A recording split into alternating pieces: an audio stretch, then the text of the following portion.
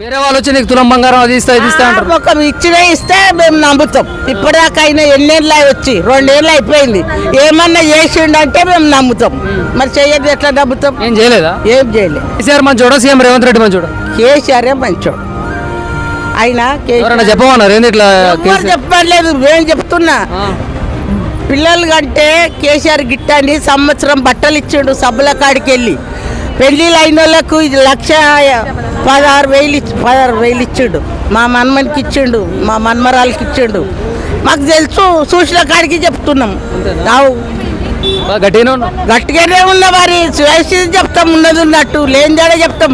ఎవరైనా చెప్పాను కాంగ్రెస్ అయిన వచ్చి 1000 రూపాయలు ఇస్తా చెప్పంటే కూడా చెప్పాను నేను.